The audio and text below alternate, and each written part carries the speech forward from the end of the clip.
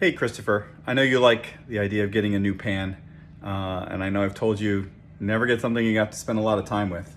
But I just picked up a small carbon steel pan, which I thought would be an interesting experiment, which should be easy to maintain, but can also be difficult if it gets rusty and so forth. So here's the pan. It's a Matfer 8.5 inch, I believe. It's got a pretty small cooking surface, but nice wide there. And it's still, this is right out of the box, so it's still covered in the wax. I have to clean it off, and it has to be seasoned. So it'll only ever look like this once before you season it. After that, it's gonna look a lot different. So we'll see. Hey, how you doing?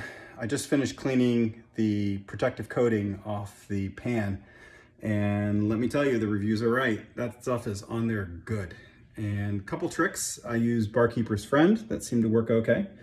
Still a lot of hard scrubbing, but the best trick seemed to be to use really hot water and let it soak. And here, I'll show you what I mean. So this is a picture of the pan after it's been cleaned. I mean, that is pretty clean. If you look at the back side, you can actually see a spot right here where it's a little brown. You see the line that's here? It's a little bit of the coating that's sort of left on.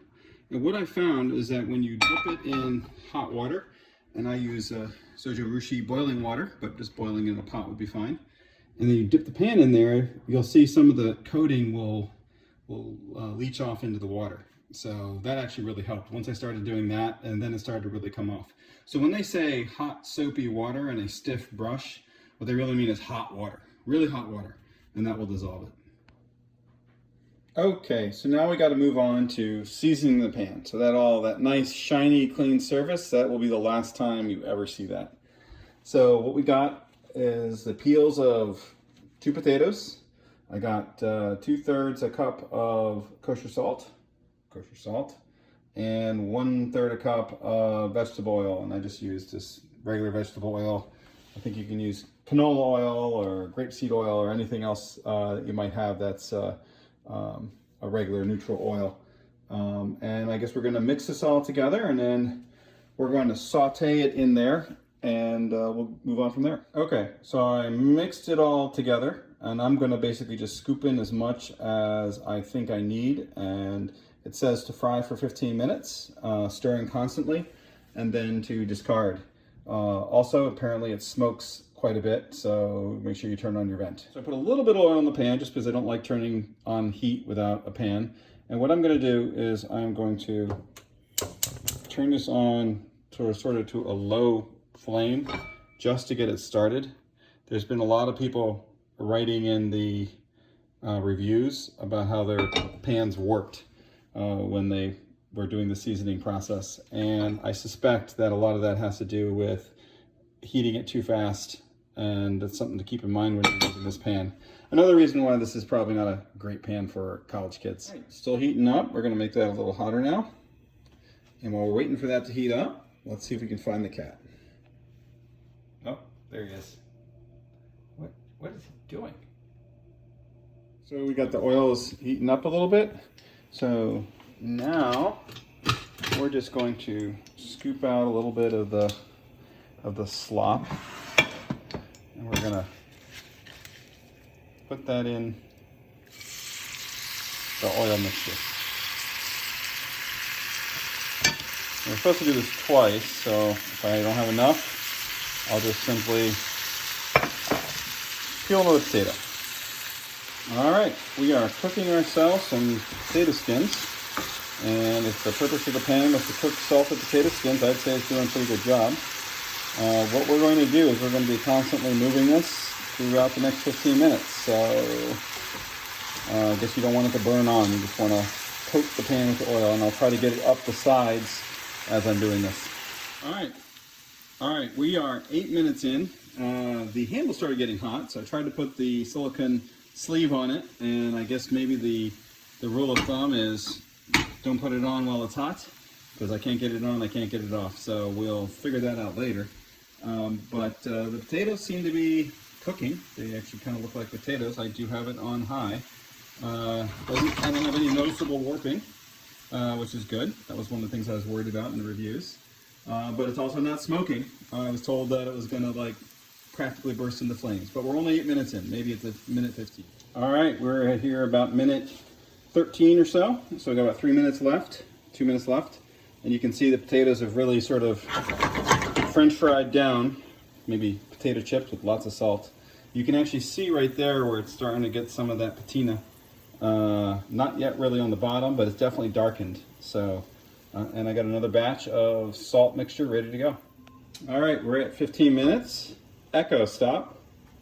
And now we're just gonna dump this, I guess. Try not to burn myself.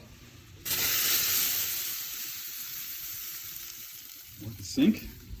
We're gonna throw this back. We're gonna take the new mixture, and then I'm just gonna dump that in there and go. So wow, look at that. All right, so this is the second batch. We're at the start of that 15 minutes, but take a look at the color of the pan. All right, I think that's what it's supposed to start looking like. You can see it's starting to really brown. We're gonna keep this moving in the heat, and we'll see what it looks like in about 8 minutes. All right, we're at the 8-minute mark. So we've got about 8 minutes to go. You can see it's again, cooking is actually doing pretty good. I'm not smoking at all, so unless I'm doing something totally wrong, some of the reviews that talked about a lot of smoke was not accurate, or they have a lot stronger burners than I do, and it's not clear that you would need something that strong. It's browning up nicely. So far it looks good. All right, so this is the end of the second 15 minutes. You can see it's really browned nicely. Still no smoke, so that's good. And now what we're gonna do is we're gonna dump this, and we're gonna wipe it out with a paper towel. Be very careful because it's hot. And we put a thin coat of oil on it, and then just let it cool in the oven. Okay, so I wiped it out, put a little bit of oil in there, rubbed it down so it's like nice thin coat, turned the flame on just for a little bit to reheat the pan, and then into a turned off oven, just something to let it cool down slowly. All right, let's take a look at the cleanup that's here. This is a messy process for doing this, I gotta tell you. Gonna have to clean the stove pretty thoroughly after this. So this is what it looks like. You can see it's, you got your splotchiness and darkening compared to what it was looking at before. My understanding is the more you cook on it, the darker it'll get. This should be a pretty good non-stick surface, and I'll do an egg test in a little bit. One of the things I don't like is, of course, as I was seasoning it, stuff would run down the sides, and I guess I'll have to clean that up. But I don't like that when the bottoms of the pan get covered in the grease. So maybe that's just something you live with this pan, but maybe not. Okay, so what we're gonna do is we're going to do a egg test. We'll just do a simple fried egg on medium heat. So let's get the pan starting to warm up, and don't want to warm it up in an empty skillet. So I'm just gonna put a little bit of oil in there and a little bit of butter for flavor. So let that melt and heat up. All right, so we have pans heating up. We're gonna put that egg in. Okay, so we got our egg frying there. Put a little bit of salt and pepper on it, and we'll see how it goes when we go to make the turn. So I think it's looking pretty good.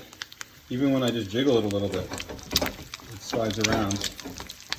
And probably didn't need to put as much oil in as I did, So next time I try this, I'm gonna have to reduce the oil or butter, or maybe just put a little coat. But it's looking pretty good. All right, let's just try to